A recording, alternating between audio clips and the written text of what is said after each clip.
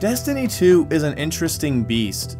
I can say, and I don't think it's really even possible to argue with me, that it's a better game than the first one.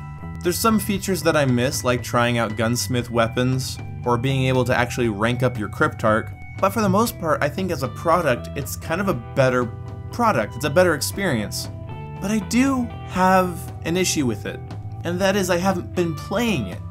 Even before COD World War II came out, obviously I've been playing a lot of COD World War II, I just stopped playing Destiny 2, and I'm just wanting to talk about this because I'm a little bit concerned.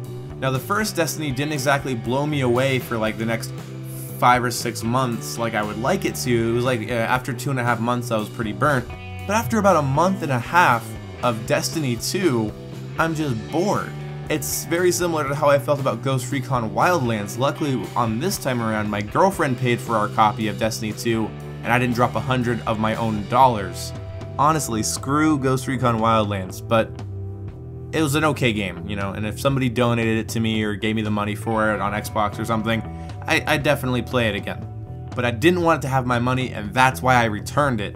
And I don't feel the same way about Destiny 2 because I have a hope for it in the future that it'll get more content and that I'll want to play it again. And I love running the Nightfall with my girlfriend and my buddy. I love grinding for loot. I'm looking for the hard light, and I'm really excited to find the hard light. But the fact that I haven't felt pressured to go play Destiny 2, it kind of bothers me, especially since it's a multiplayer game that some of my friends actually own. And when compared to Final Fantasy 15, a game that I bought this summer, and I've just been playing it. I just play it as much as I can throughout the week. I just hop on, whether it's an hour or 3 hours, I love playing Final Fantasy 15. And now that that's Xbox One X enhanced, oh my god, it's reinvented it for me. It's so much crisper and prettier, better render distances and frame rates. God, I love my fucking X, guys. Like, honestly, I recommend it.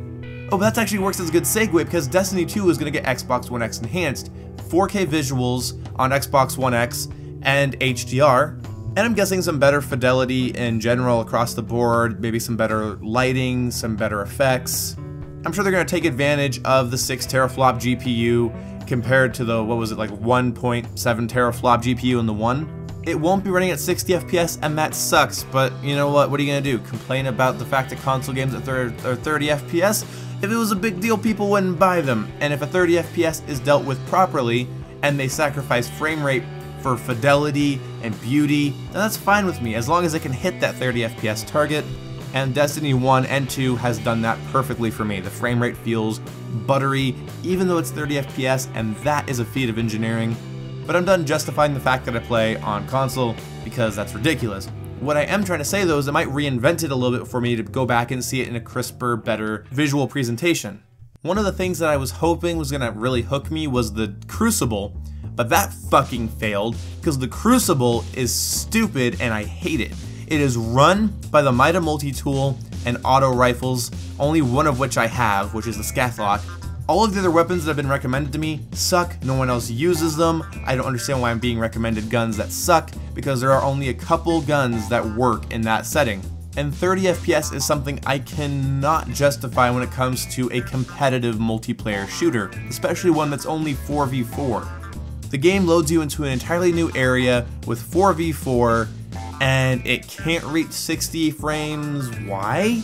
Especially on the X. I mean, if Gears of War is going to have single player in 30 and Uncharted is going to have single player in 30 and then their multiplayers are in 60, why can't Destiny do that? I don't fucking know.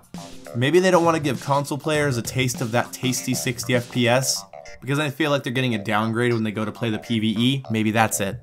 But the Crucible is unbalanced, the connections are never where I want them to be, the loading time and matchmaking time is never where I want it to be, and that's just unfortunate.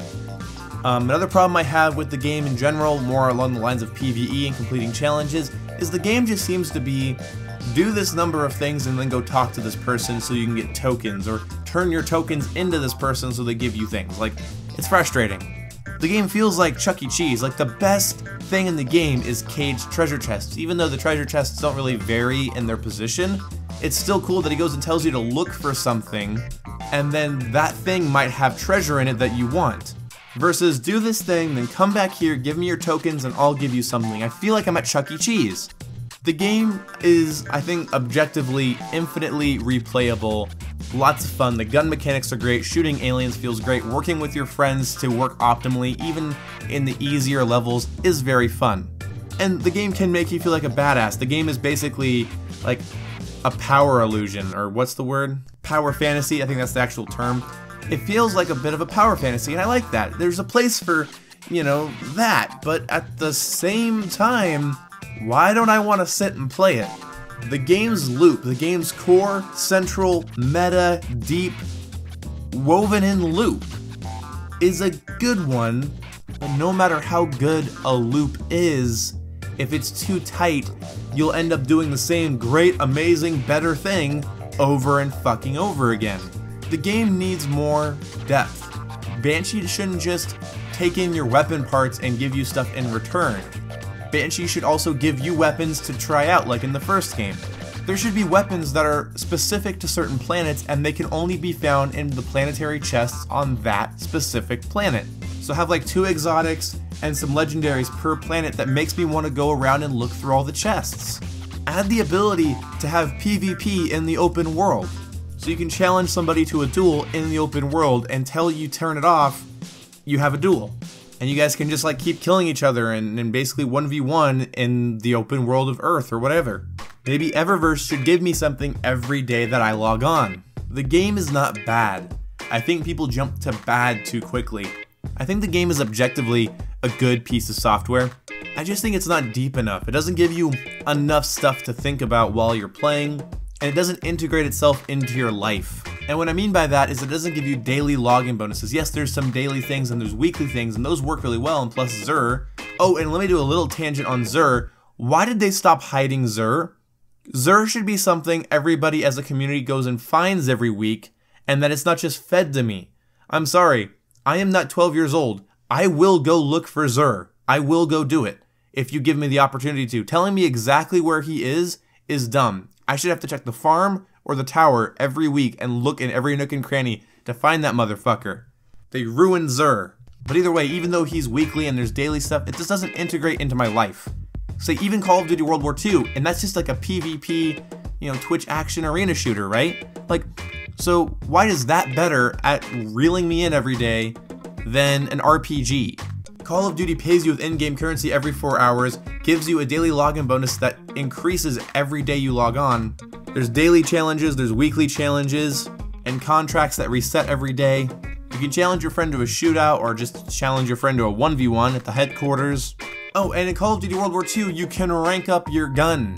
What happened to that, Bungie? There was something special about getting a gun in Destiny 2 that you wanted, because you had to get it, and then you had to rank it up. You had to unlock everything for it, and it was a process, so every gun initiated a secondary grind. You just keep taking away things to grind for. The game's really grindy, yeah, but you keep taking away the little things. Ranking up your gun is not something I mind doing. Also, using skill points to unlock things for your class instead of just like progressing and like ranking up by using that subclass, like come on. And I don't want to do the raid 120 times over and over hoping to get the best loot. That's the kind of grinding that I hated from the first game, was repeating events constantly. Bungie, you have a good shooter and you are lucky. You are lucky that I enjoy your gameplay loop, shooting aliens, and even your shitty Crucible, I can give a couple of saving graces. You are lucky. But you need to deepen the water so that when I dive in, I don't break my ankle on the bottom of the pool and then stop swimming for a week.